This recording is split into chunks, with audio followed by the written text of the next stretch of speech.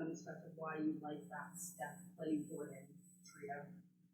Yeah, it spaces the floor, and Jordan can be a secondary playmaker, to Steph, and then obviously Clay, with his ability to score and space the floor. So the three of them together, a really good combination. They did a great job closing the game tonight. Second half, specifically, all of those eight. Was that just changing things immediately, or was it more of way better execution? We didn't really change anything. We just did a better job of executing what we wanted to do going in.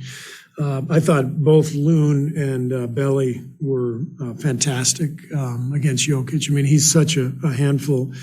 And they did a great job of defending him without fouling, trying to put him in positions where he was at least a little bit uncomfortable. And then I also thought the rest of our guys did a good job helping and recovering in that second half, making the lane crowded but still getting out to their shooters. So it was a great second half. Terrible first half, and so I'm proud of the way the guys responded. It was a much needed win, and now hopefully we can, put together a little streak here.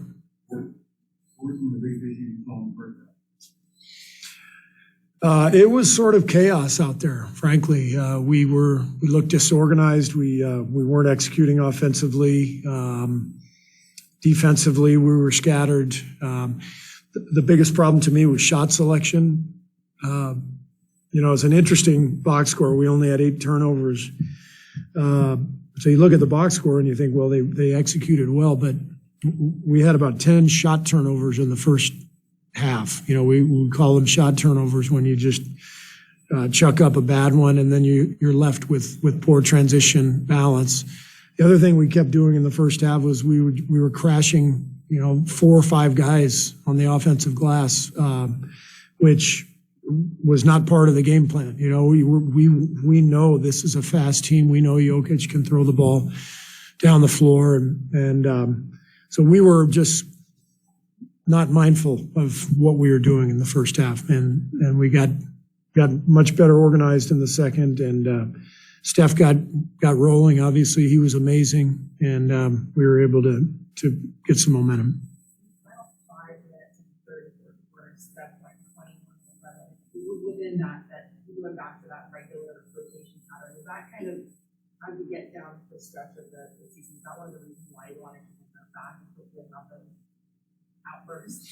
Yeah, I mean, I think he's most comfortable in this rotation. It's been tricky this year. I give Steph great credit for sacrificing for the team, given the injuries and the absences. We've had to piece together some lineups, and frankly, we've needed him to play the other rotation to help some of the other combinations.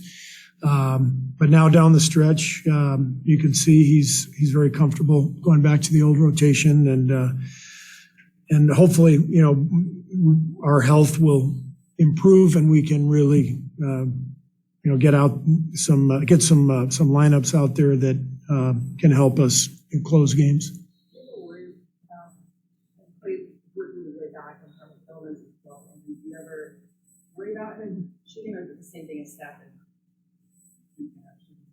Yeah, well, the only thing that I'm stressing with Clay right now is to just get great shots. If he's not open, to move it on. And I think we've really tried to give Clay a lot of freedom, in his comeback, just to be able to feel the game and not to harp on mistakes and that sort of thing. And but the bottom line is we are at our best when the ball moves and we're getting good shots. Good shots lead to good transition defense. Good transition defense means you get a team in the half court. It means you can control the game. And first half we were taking lousy shots.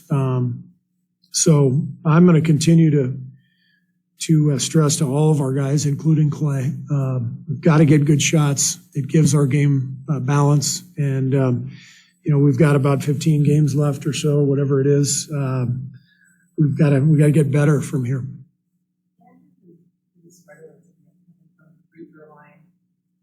And he's his best when he's attacking, but do you think that psychologically maybe the fact that he has been struggling from the line has made him a little bit more timid when it comes to attacking, doesn't want to draw contact and then miss free throws? Yeah, that can be a factor. It happens to everybody. You go through stretches where you're not feeling as comfortable at the foul line, and that could be a factor right now. But I'm not worried about Andrew. He's had a great season, and it's been a tough stretch for him. But he's competing. He made some big plays for us tonight, especially defensively. Made some really good passes, to guys for open shots, and he was a factor in the win, and that's the main thing. But on an individual basis, he'll find his game again. I think the consistency tonight. I thought he made a lot of winning plays. Not just making shots, but 7 assists. Only 2 turnovers. He's got the ball in his hands an awful lot and played 34 minutes. Ran the team well. Had 5 rebounds. I thought his defense was really good and competitive. So I thought this was one of the best games Jordan has played. And he's strung together 4 or 5 good ones in a row now. And he's really coming into his own. Anything on Zoom back home, Gareth or Monty or? All right, let's go ahead with Maria then. Go ahead, Maria. Hi, Steve. Hope you're well and hope you can hear me well as well. Hi, Maria. Hi. Nice to see you after so long. Well, let me open your camera. So nice to see you again. You too. How important is it mentally and emotionally to get this win, especially against the Nuggets? And what are those takeaways from this game that could help you, as you mentioned, help your team build this winning streak? We've had some tough games against the Nuggets this year. They beat us at the buzzer in San Francisco a couple of weeks ago in a game that we should have won. They beat us the other night in a close game. So it was good to be able to pull this one out.